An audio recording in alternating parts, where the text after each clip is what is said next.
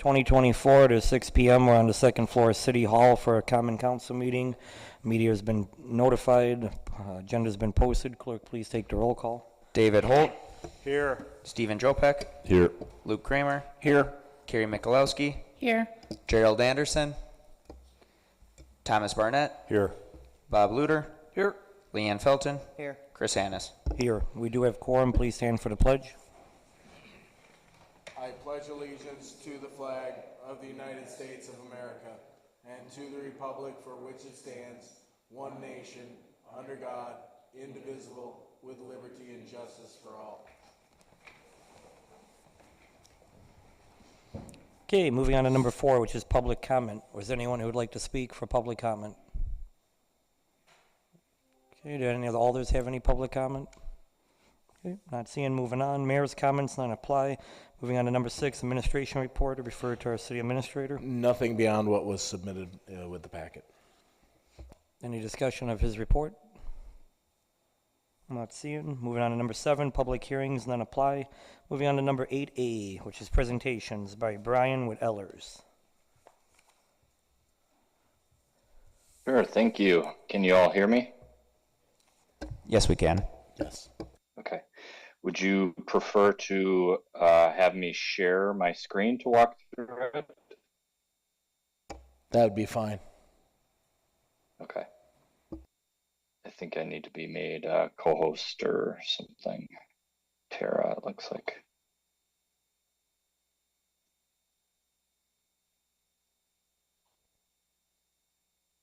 There we go. Okay, let me know when you can see. We can see. This. Awesome. Well, thank you for having us on here virtually tonight.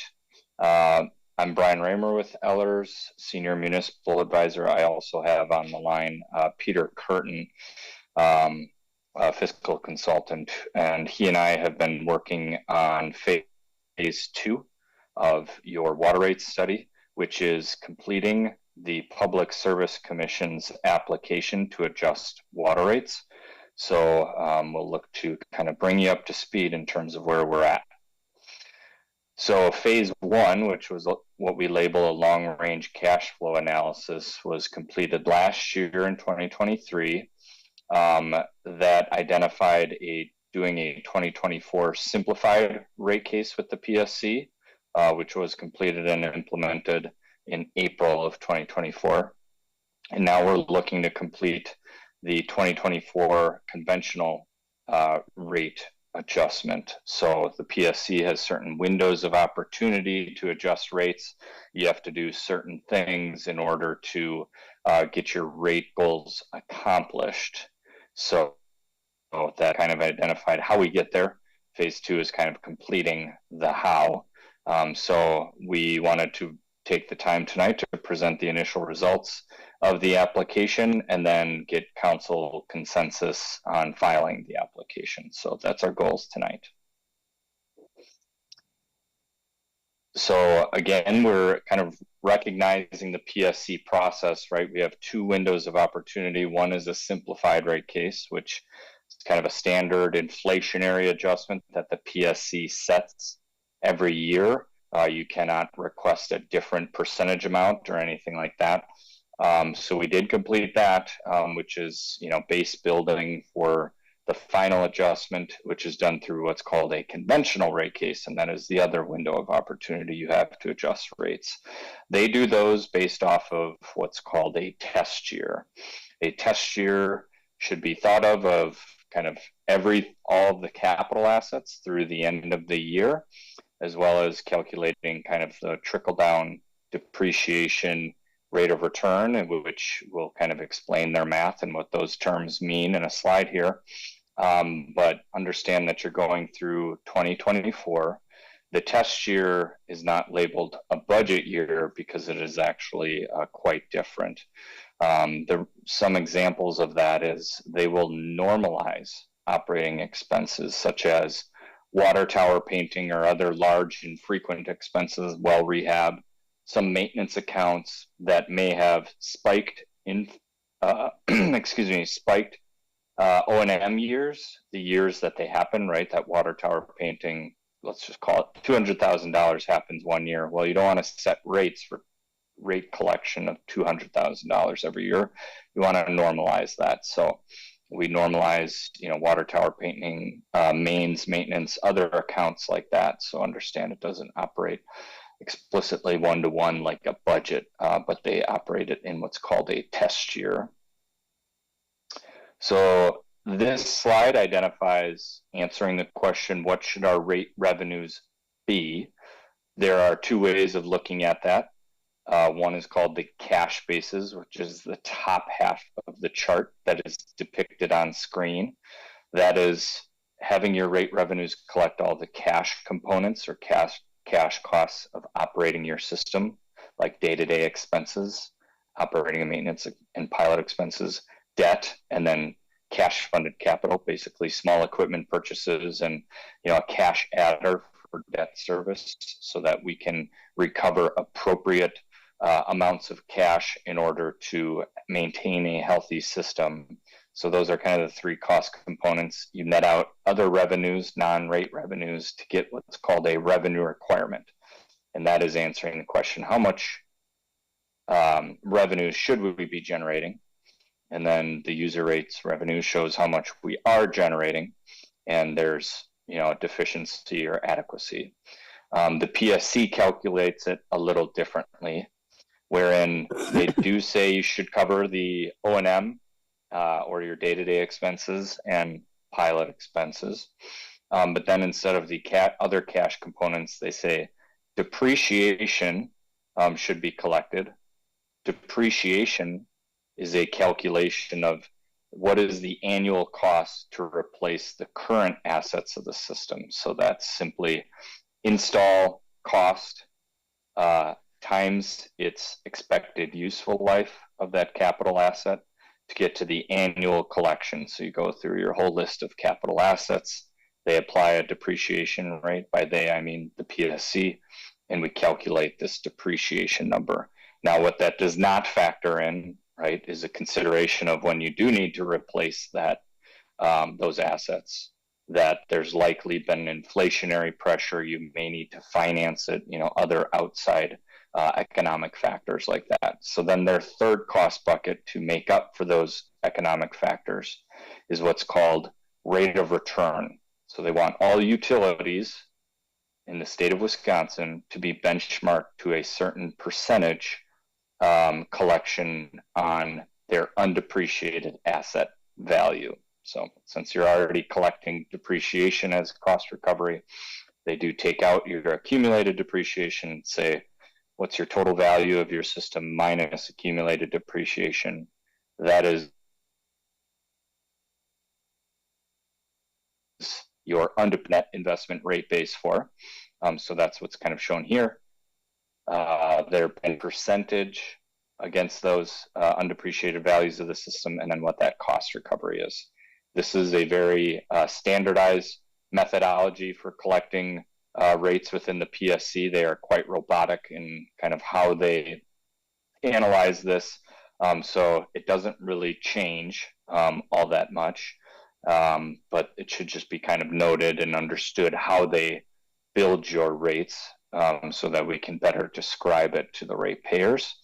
They will subtract out other revenue. One thing you may note on this slide is in the other revenues, they do not include interest income as a non-rate revenue source. So it does not reduce that revenue requirement. They only take, other revenues like cell tower antenna rentals for the water tower or forfeited discounts, other non-rate revenue items, but not interest income. So that is how they will build the revenue requirement. This slide, and particularly the right-hand bottom right corner, is oversimplification of what the results are of your PSC rate application. So that rate application is about 30 tabs deep in Excel to collect all of the fun information and then apply it to what their revenue requirement is. So we've come to a revenue requirement of 2.8 million and change. The current rate recovery is about 2 million and change. So we have about 800,000 to make up. Therefore, their revenue requirement or the revenue adjustment the city would be seeking is 39.5%, as shown in the bottom right here. And we'll get to what that means in a couple of slides. But that is how the PSC builds rates. What we like to do then is kind of take the rate application results and apply them to your financial picture.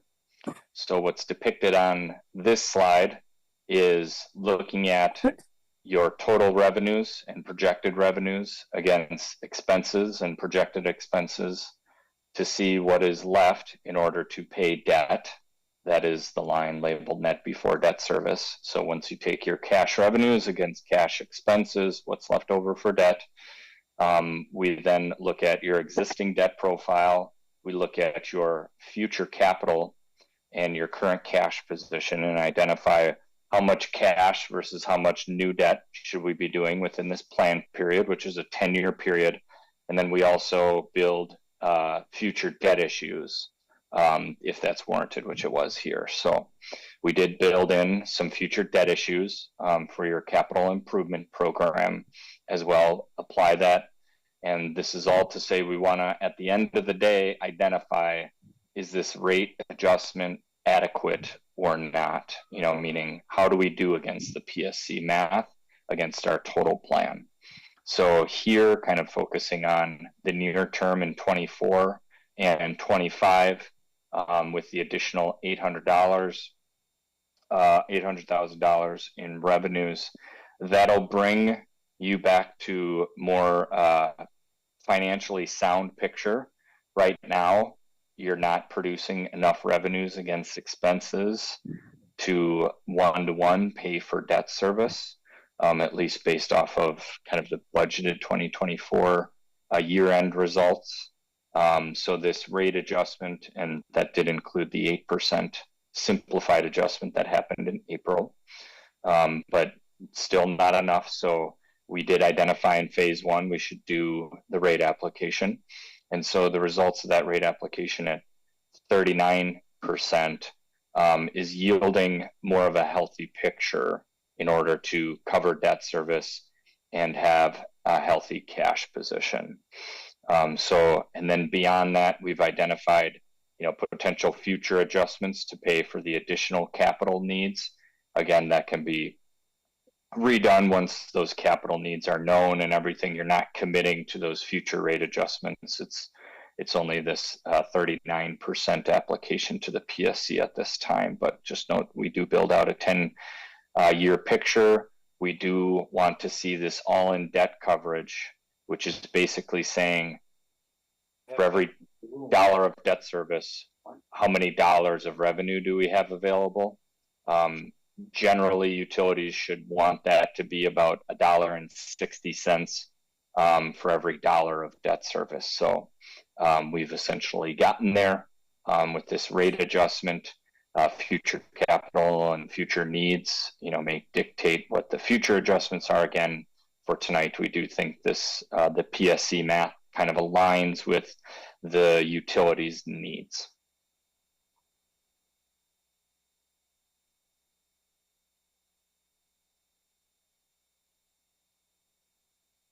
Have applied the adjustments, looking at what your 2023 rates are, looking at what the new rates are as of April 1st, 2024, and then what this projected increase would be.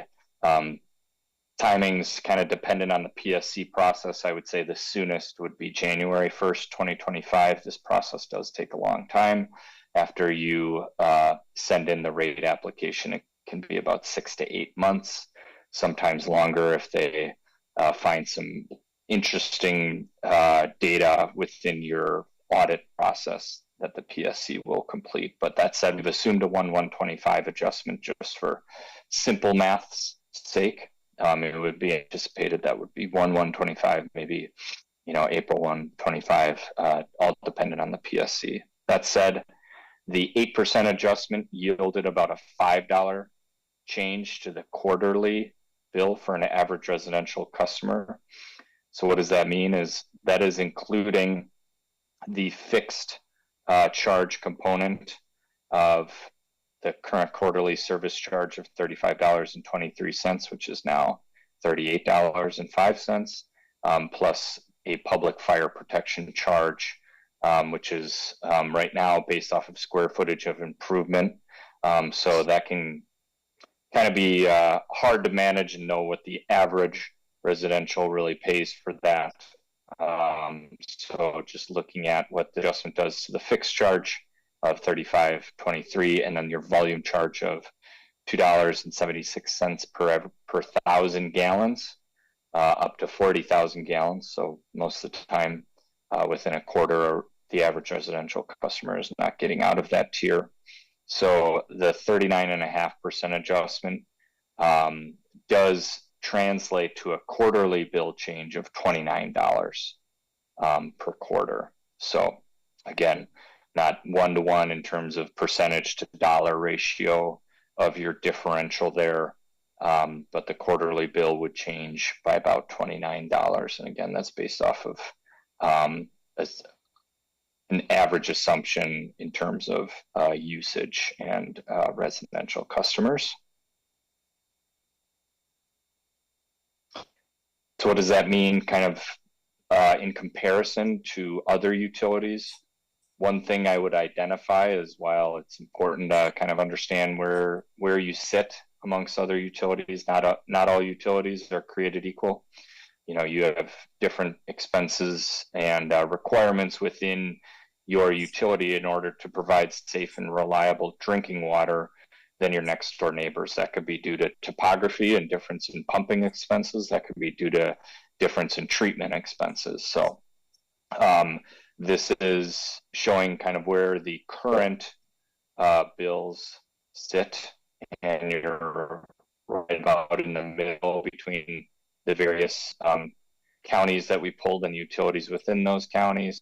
And then the 39% adjustment obviously changes that picture, and you go up slightly higher. The one thing I will note as well, from our 2023 long-range cash flow,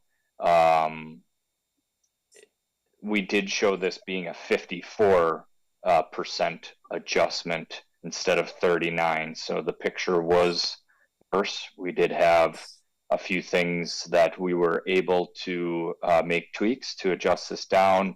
Some of your capital improvement projects move, etc. And now with all the information at hand, it's the 39% adjustment. We always get the question then of, are there options, for filing the water rate application? So there's a few levers you can pull with, sorry, is there a question? No. No, okay. There are a few levers you can pull with the PSC. So one is you can request a lower than benchmark rate of return from the PSC. If you recall, that's this, when they build your rates, that's this 6.2%, which is their current benchmark. We're involved in like 12 rate cases at any point in time during the year, and they do navigate this throughout the year. So right now it's at 6.2%. Utilities can request a lower rate of return, which would allow for a lower rate adjustment. You then, of course, want to look at, what does that mean for our cash flow, and are we able to make our debt service payments, right? So it's kind of making sure that it can adjust. So one negative to that, though, is it is not guaranteed. It is subject to PSC approval, and if it is granted, it will. This should probably change to will, because at this point in time, the current PSC regime is getting a little stricter than they used to be, wherein one, they're not granting all of these requests, and then two, if they do grant them, they're adding stipulations. Some of those stipulations can be as strict as file another rate case in 2 years, and then you could be subject to the full rate of return at that time, of course. So you kind of lose your benefit for a period of time, and you may not need a rate adjustment at that time, but they'll force you, to do a rate adjustment. The other stipulation could be that you are not able to issue debt without their approval, which in truth is just more of a tedious stipulation than maybe a negative financial stipulation, as the one explained with the needing to file another rate case in 2 years. This is all to say it shouldn't be done with the expectation that you get what you ask, number one, and then number two, that it doesn't come with negative downfall in the future. So just kind of calculating it, if you were to look back at the other way to look at how rates are adjusted, right? If this were a non-regulated utility, we would probably be saying do something closer to a 27% and change adjustment in order to meet your revenue requirement, and then smaller adjustments beyond that point, right? More regular adjustments. However, PSC doesn't operate like that, unfortunately. So if we were, to ask for a lower adjustment, that's kind of where we go. However, looking at what we talked about on the long range cash flow and where we kind of want to be financially just beyond this test year, right? This does set you up in a better position in the future, especially when we consider there are additional capital projects that will be added that will force future pressure on future rates. So we would say grab the benchmark rate of return now, because we might, if these costs go up even further in the future, just given the inflationary environment we're at, right, it'll just start compounding on itself, where the future adjustments may need to be even larger. So again, it's all kind of playing the PSC math game with what fits into our financial future as a utility. And as your registered municipal advisor, we're seeing that the full rate of return will just kind of yield results that would provide that, financial suitability, but then also maybe not put as much risk on the future rate adjustments as well.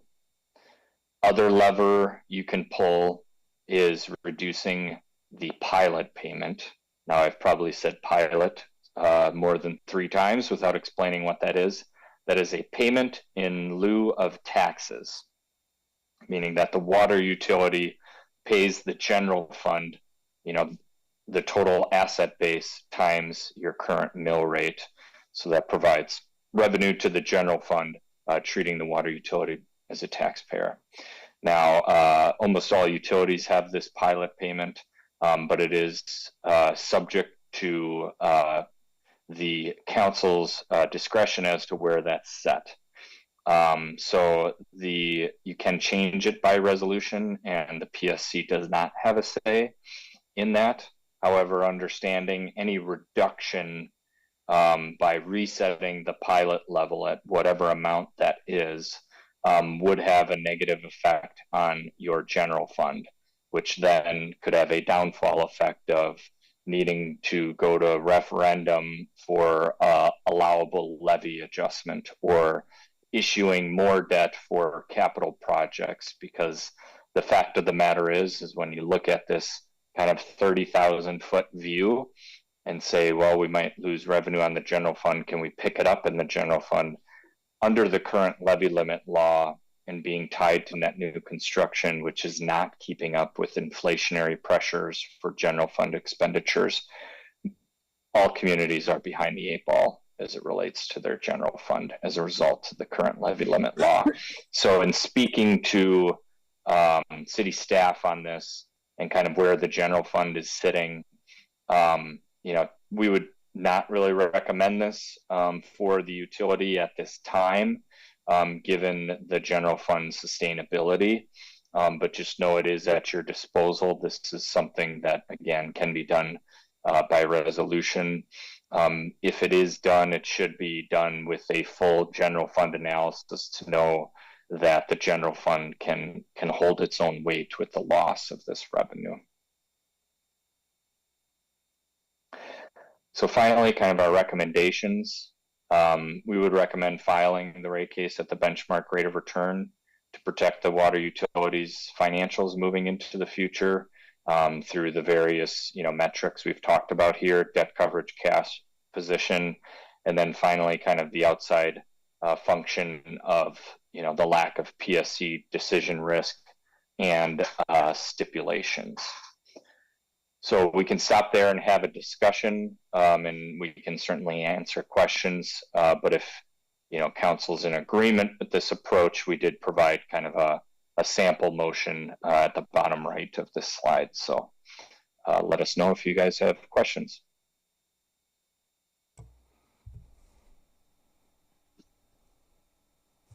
Doesn't look like we have any at this time.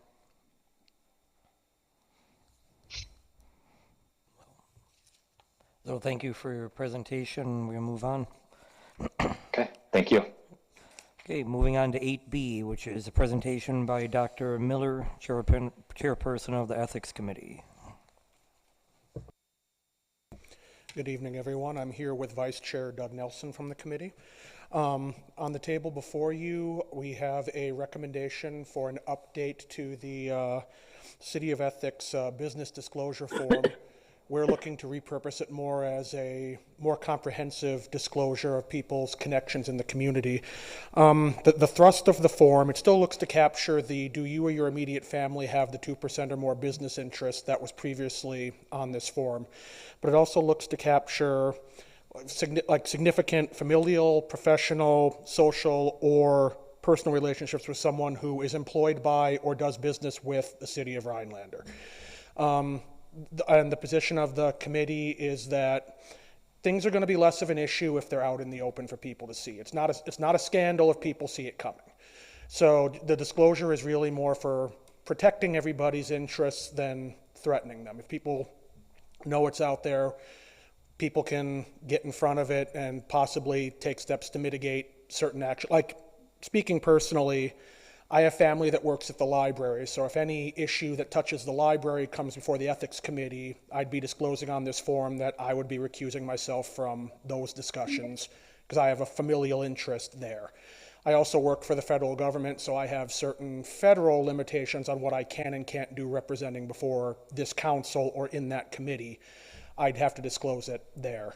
My understanding is that this would be filed with employee human resources with the confidentiality limitations that would generally apply there too.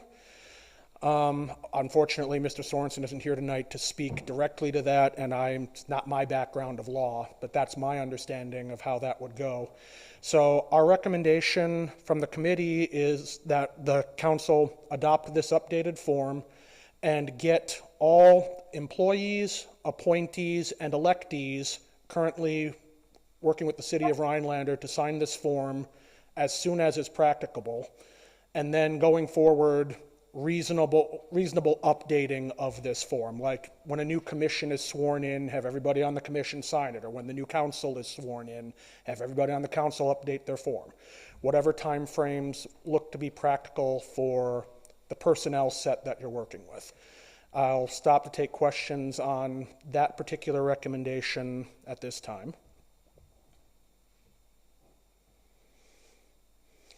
Looking like I'm seeing no questions there. The other recommendation we have from the committee goes to our focus for ongoing ethics and awareness training for personal interactions within the city. The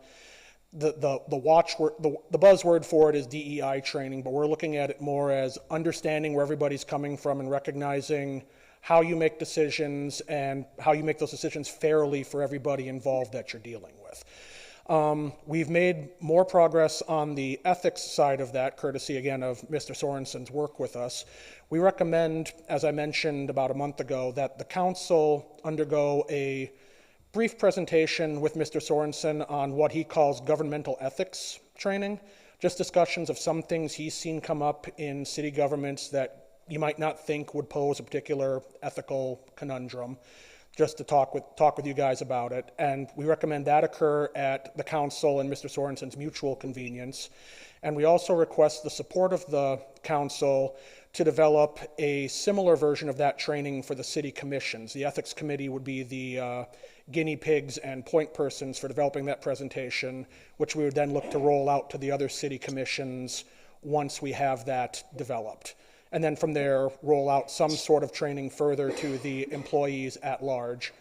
We have a similar rollout plan for the equality and inclusion training, but we're still in developmental phases on that, meeting with subject matter experts and trying to figure out something that works for our particular community as opposed to cookie cutter out of Madison or the like. So I will take any further questions on that topic at this time.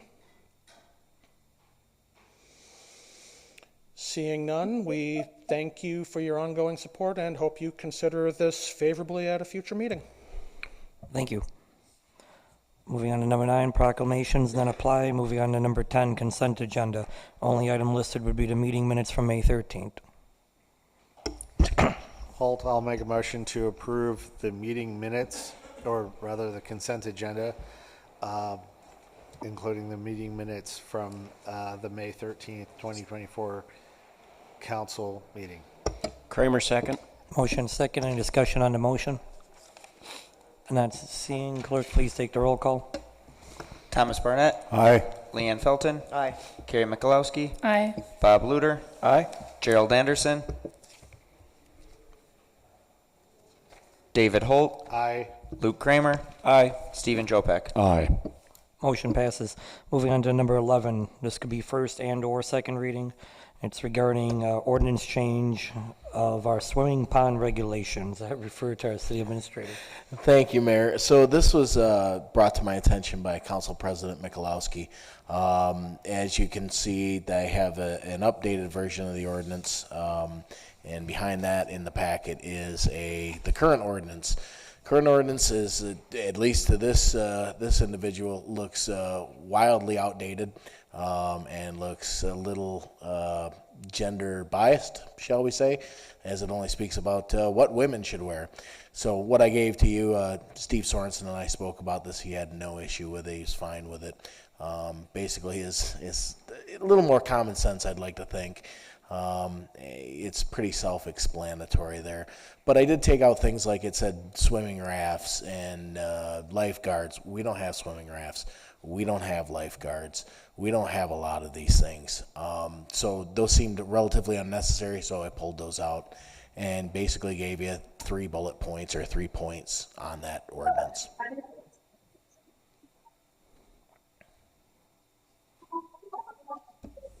Mr. Kramer? I have one question about it. With the wording proper attire for swimming, if I go to the beach and I'm overheated and I jump in my pants and shirt, is that considered my swimming attire? I mean, By using the wording proper, it kind of assumes you're going for a swimsuit. So could someone in the future say he's not wearing proper attire? Yeah, I mean, you could do that all day. I just chose proper attire because I think most people have a lot of common sense. Maybe that's me wishful thinking, I don't know. But I seem to think common sense rules the day and people know what they know going to the beach. I do understand what you're saying, though. I mean, you could take the word proper out if you'd like. And that, in reading Beach through attire. it multiple times, if you just take the word proper out in the beginning and later in, it makes it completely functional. There's no grievance either way.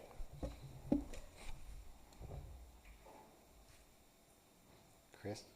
Mr. Holt? Yeah, I agree.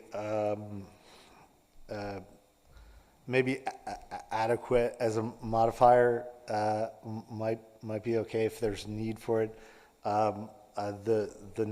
It seems like the number one challenge with ordinances and the need to rewrite them comes down to enforceability.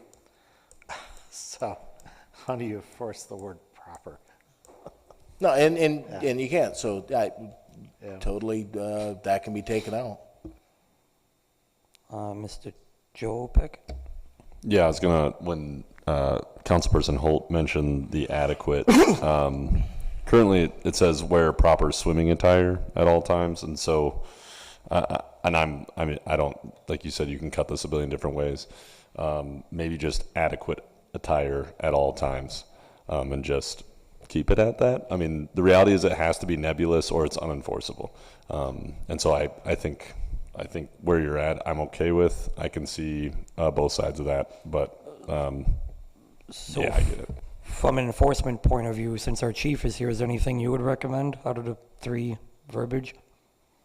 Okay, so sounds like anyone would suffice from enforcement point of view.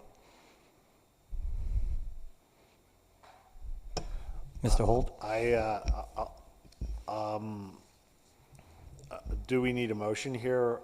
It's a first reading. Do we need a motion to accept the first reading and move it to a second? Up to you if you want to waive the first reading and just complete it, or do it in 2 cycles. I think it would be better to do it in 2 cycles, especially because our city attorney's not here.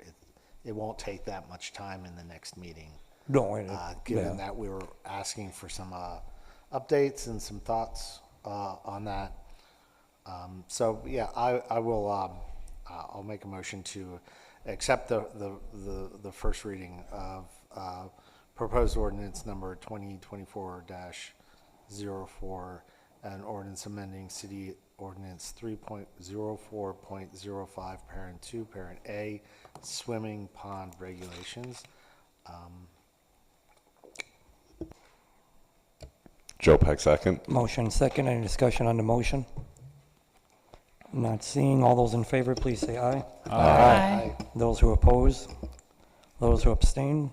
Motion passes. Okay, number 12, unfinished business does not apply for this meeting. Moving on to 13A, discuss and/or action regarding a fee waiver for AMVETS. I refer to our city administrator. Received a fee waiver request from AMVETS for their picnic on August 3rd, 2024. Mr. Barnett. I make a motion to approve resolution number 2024-61, waiving the fees for the August 3rd, 2024 event at Hodag Park. Joe Peck, second. Motion second. Any discussion? Not hearing none. Clerk, please take the roll call. Carrie Mikulowski. Aye. David Holt. Aye. Luke Kramer. Aye. Stephen Jopek. Aye. Gerald Anderson. Thomas Barnett. Aye. Leanne Felton. Aye. Bob Luter. Aye. Motion passes. Moving on to 13A. Discuss and/or action proposed resolution 2024-62. This is an agreement between Oneida County Fair and Pioneer, use of Pioneer Park. Refer to our city administrator. This is the exact same agreement that was used last year with updated dates. Nothing else has been changed in it. I'll make a motion to approve proposed resolution 2024-62, approving an agreement with the Oneida County Fair for the use of Pioneer Park in 2024. Luter, second. Motion second. Any discussion on the motion? Not seeing. Clerk, please take the roll call. Gerald Anderson. Stephen Jopek. Aye. Luke Kramer. Aye. Carrie Mikulowski. Aye. Bob Luter. Aye. Thomas Barnett. Aye. David Holt. Aye. Leanne Felton. Aye. Motion passes.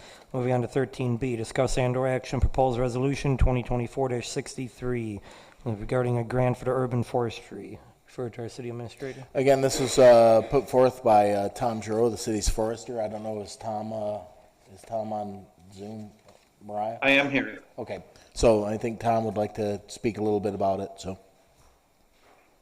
So I believe you saw the memo that I wrote regarding the grant. This is a 100% grant. And before I get too far into this, I wanted to thank Wendy Bixby, Jeremy Belo, and Justin Ernst for last year's grant, which was a 50% grant. We earned $25,000. We spent $25,000, planted over 120 trees or something like that. So thanks to the staff for helping out with that. This grant is 100% funded through the infrastructure or the IRA. And so Inflation Reduction Act. That's the acronym I was looking for. So it's 100% funding, no cost to the city except for administering it. It's my intent that we would use contractors to do all the work, so there would be no city staff involved in planting trees. The only city staff would be required for the bidding process because it'll be over $25,000 for sure. We qualify because we qualify as a disadvantaged community, and I have to stay within the lines. There's a few areas in the city that don't qualify for it, but most of the city does. I'd say 90% of it qualifies. So there are 4 elements to what I was proposing in the grant. And let me just bring those up quick. First, we want to remove hazard trees on private property. Many of these are low-income families that could not afford them. I showed you some pictures in the memo, but I also wanted to say just the other day, a tree fell on a garage in our neighborhood, totally demolished it. It was a dead elm tree, one of the hazard trees that we really need to pay attention to.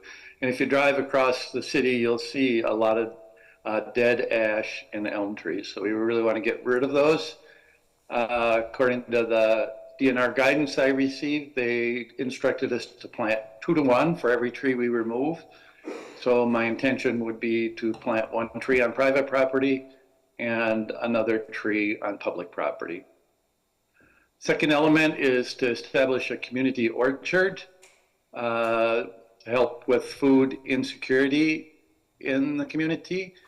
A lot of people have asked me where I want to put this orchard, and that's going to be part of the planning process, and it's a 3-year grant, which is kind of unusual again. So, there'll be a process to find the right spot for this community orchard, and we'll go through that once we receive the grant. We want to plan on both public and private property, particularly in low-income neighborhoods and subsidized housing projects. The overall goal would be to plant about half the trees on public property and half the trees on private property. Again, all planted by contractors.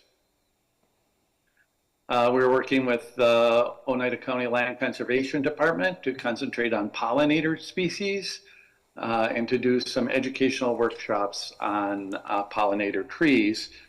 I just want to qualify that with, in order to plant a diverse tree community, we can't just plant just pollinator species, but we should be able to plant a good deal of pollinator species and also educate the public.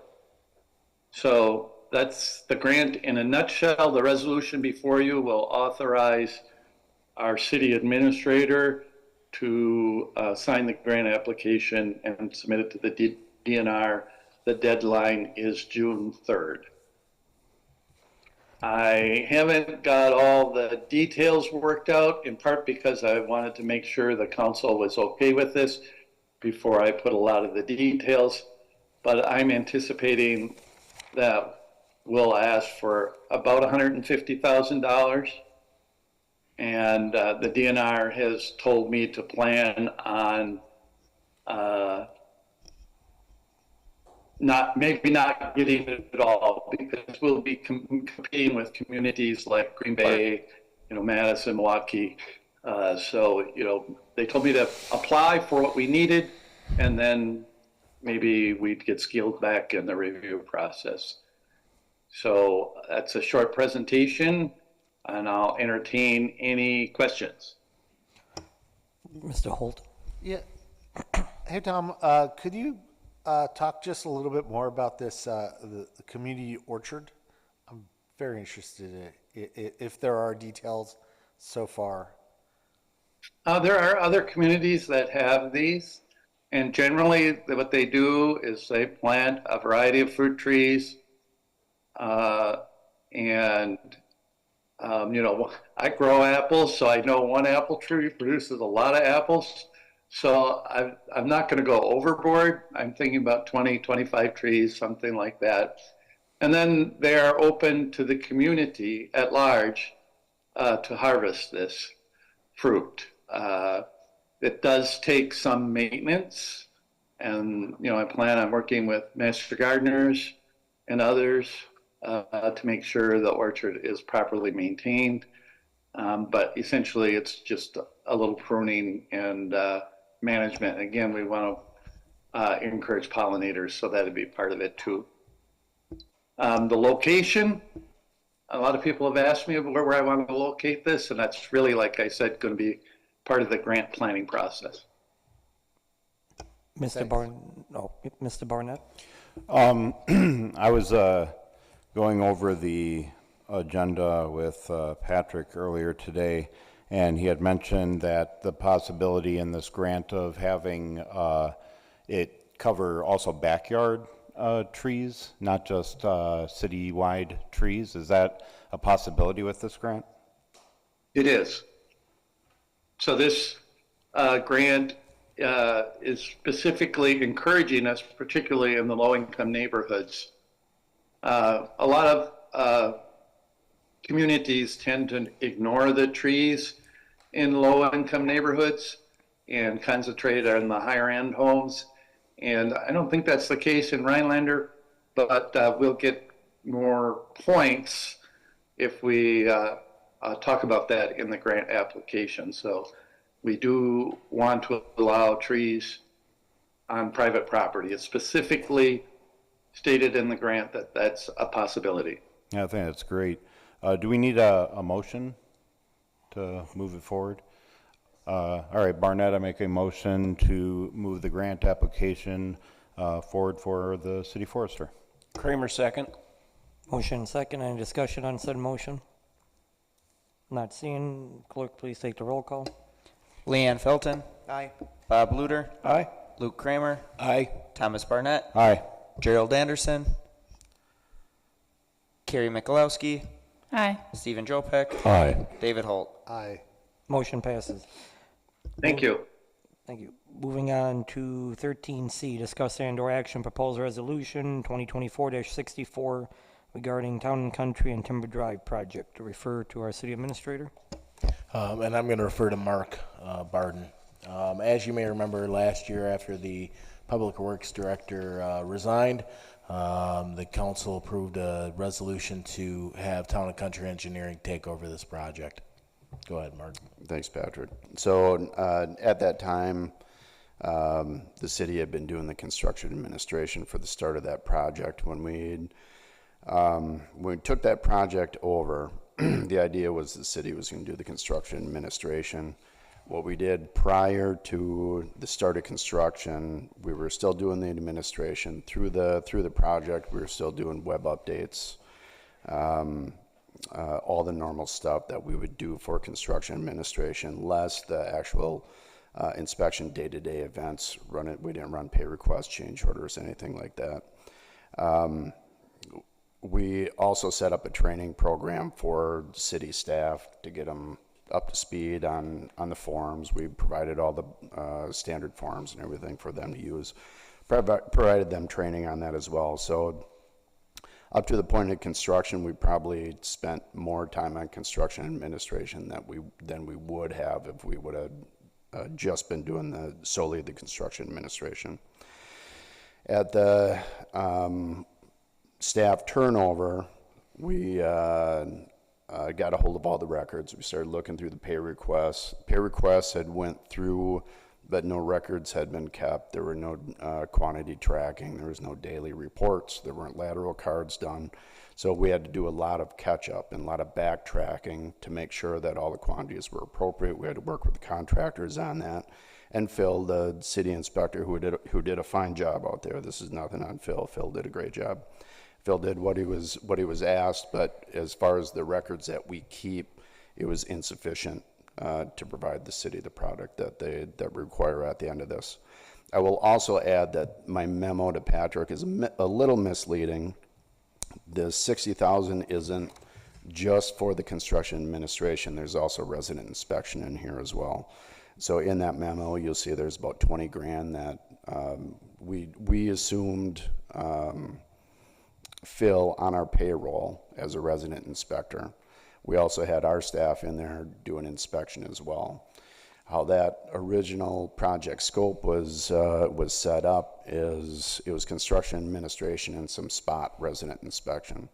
So any full-time resident inspection, we would have come to the city for an amendment per the original scope for those costs. So please don't think that this 60,000 is just for construction administration. There is resident inspection in here as well. I will say right now at this point, we're about $35,000 over budget. So this $60,000 would cover that and give us about $25,000 to finish up the project. I'm not anticipating we will need all that, but that's just to cover that because I will not be coming back to the city for additional payment. This will be the end of it and we'll wrap up the project.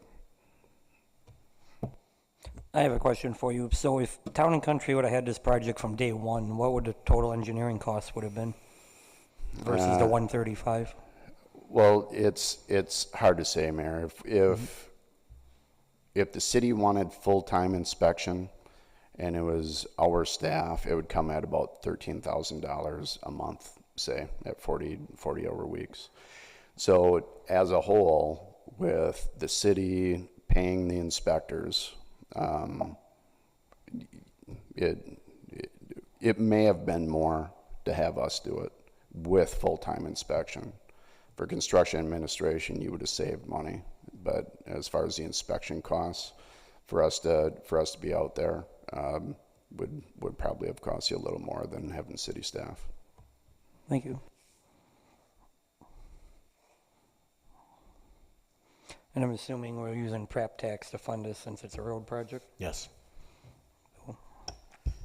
Holt, I'll make a motion to approve proposed resolution 2024-64 approving an amendment to the agreement between Town and Country Engineering and the City of Rhinelander for engineering services for the Timber Drive project at a cost of $60,000. Joe Peck, second. Motion second, any discussion?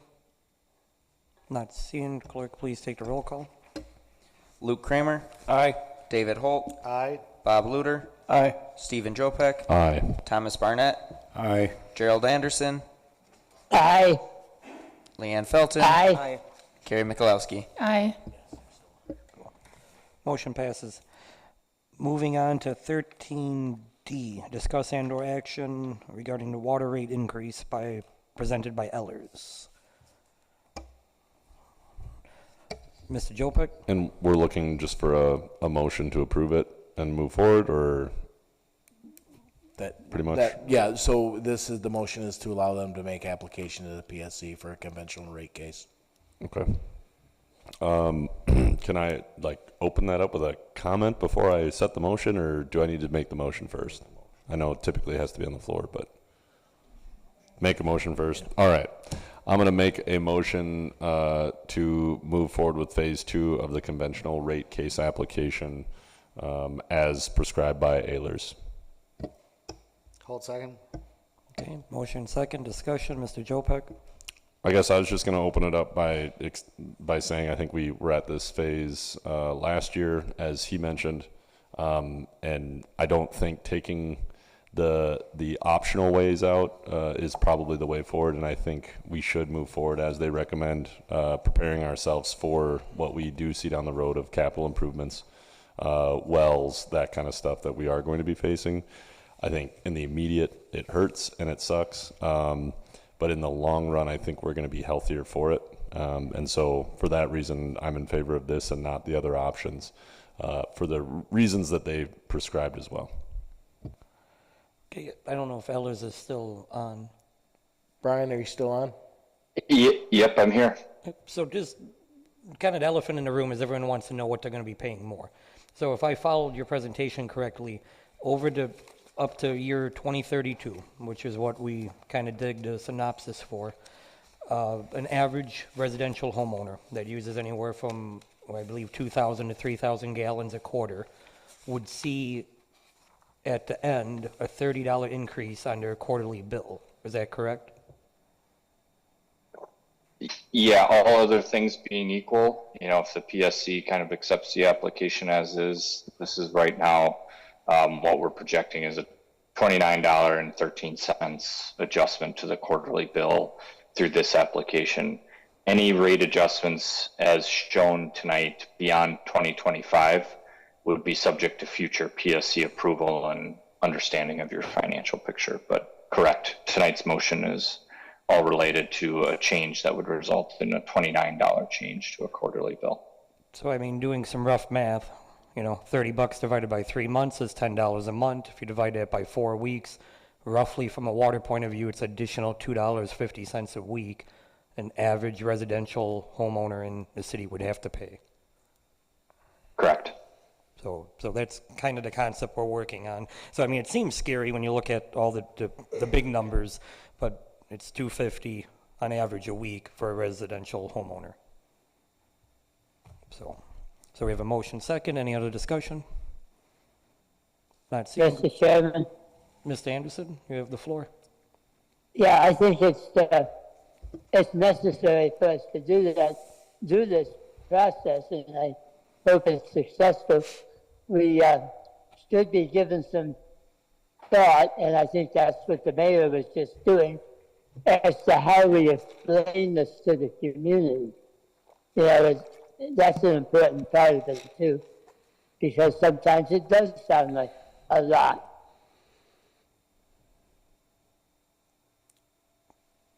Thank you. Any other discussion? Not seeing. Clerk, please take the roll call. David Holt. Aye. Stephen Jopek. Aye. Luke Kramer. Aye. Carrie Mikulowski. Aye. Gerald Anderson. Aye. Thomas Barnett. Aye. Bob Luter. Aye. Leanne Felton. Aye. Motion passes. Moving on to 13E, discuss and/or action Hodag Little League field usage fee. Sorry. So per the request of council at the last meeting there, spoke with Ben Goth here. They've put quite a bit of money into the Little League fields. The reason I bring this to you tonight for discussion action is it's a current contract, so it's going to be up to you as to whether you want to open it up and reevaluate their rates.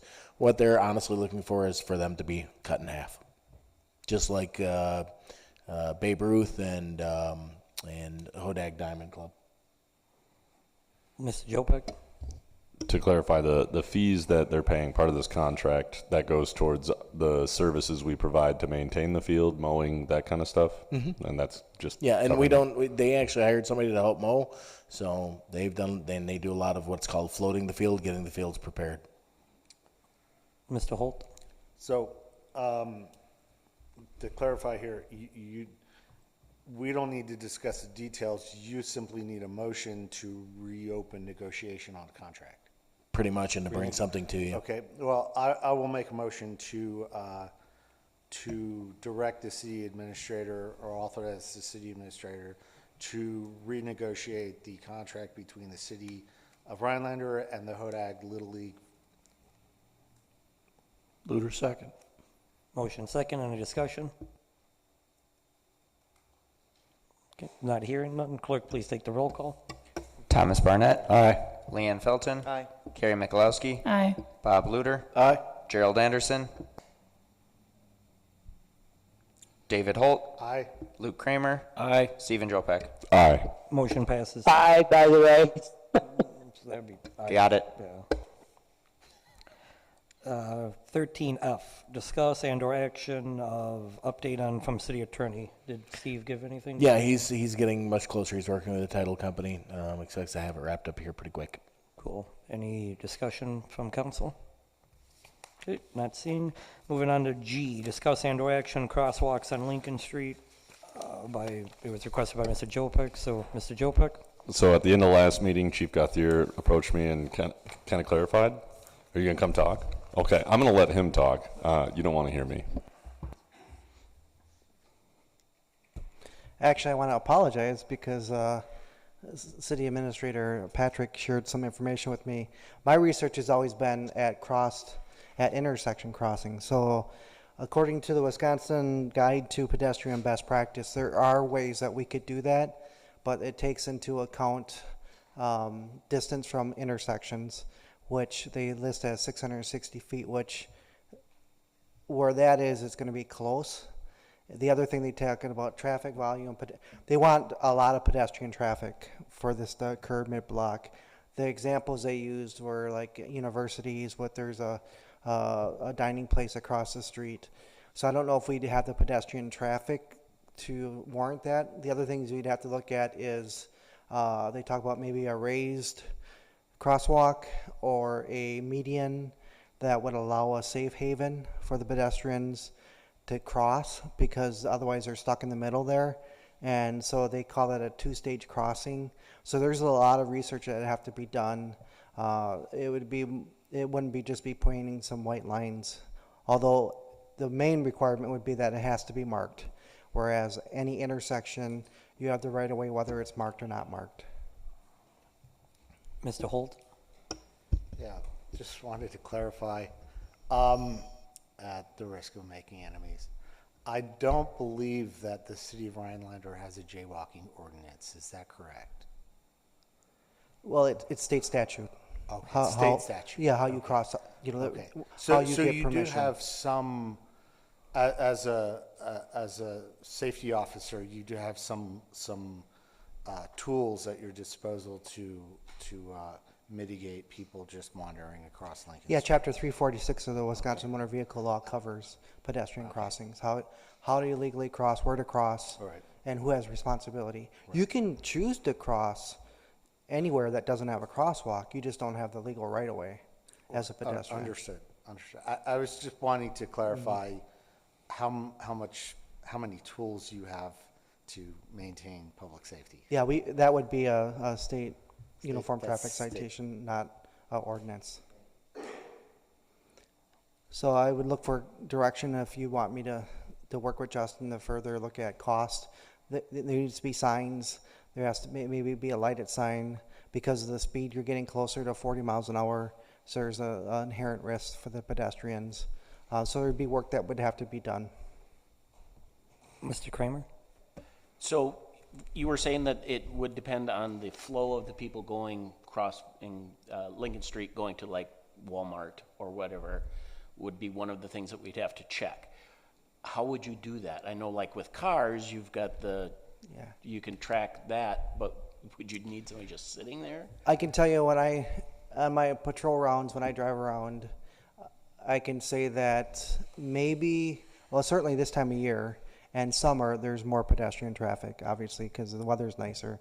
So I might see during a week, I probably go down Lincoln Street at least once a day as I drive around. There's people using the sidewalks to get from east and west. Actually crossing at mid-block, very seldom.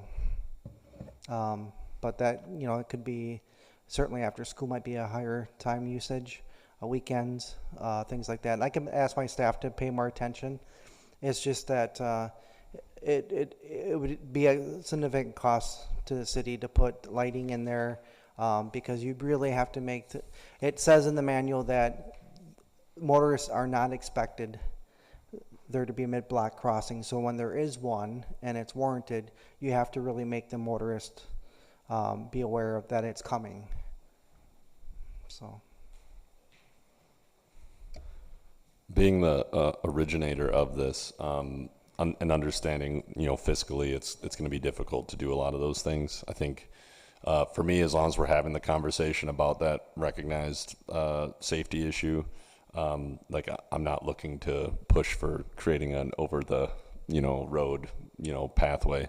I think at this point we can just put it out to the community that to make sure they're using their crosswalks at intersections. Like we had that conversation about controlled intersections, just to avoid potential injury, because I don't want it to look like the city doesn't care if that were to happen. However, we're kind of restricted in that regard. So unless you have a better recommendation, I think it sounds like we've done our due diligence to check into that. Yeah, that's a tough, because it would be ideal to have some type of safe crossing there. But how do we do that when you have The problem is when you have multiple lanes like that with a big median strip, they may get across the first part of the road, and then you might not have somebody that wants to yield to them. So then they're caught out in that island, which is really a turn lane. So they talk about building up a safety area, like some locations, Wausau, I know, been in a few of their residential areas where they have a built-in median down the middle, where it's either got trees or it's got grass, and the pedestrians can get halfway over, and they have a safe haven, so that which we really could not do on Lincoln Street. So it would really be a significant change to the traffic flow. People would just not be used to that. So it would certainly take some lighting, some signage, some creative stuff with a crosswalk to make it more visible to the motoring public. I would say the other side of this too is, what's your thoughts on the 35 miles per hour speed limit at that point, of reducing it down to 25 like we did on Timber? I think the difference is the only residential areas is just the 2 trailer parks, or actually 3 when you consider the back one. There's not residential right up to the street. It's all commercial. So it's 4 lanes with adequate visibility.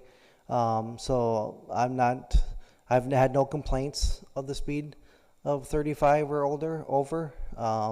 So I'm not prepared to look at changing that speed limit.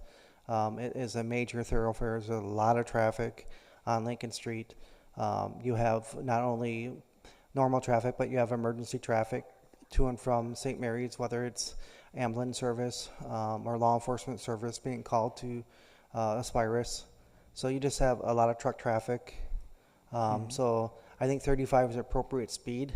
It's just, it would be just something that the motoring public would not be used to, is having to yield to somebody in a crosswalk by the exit of Walmart or by the gas station. There is a median strip just to the east of the entrance into the gas station. There's a raised curb area, but you're getting so close to the intersection at that point, just use the crosswalk there.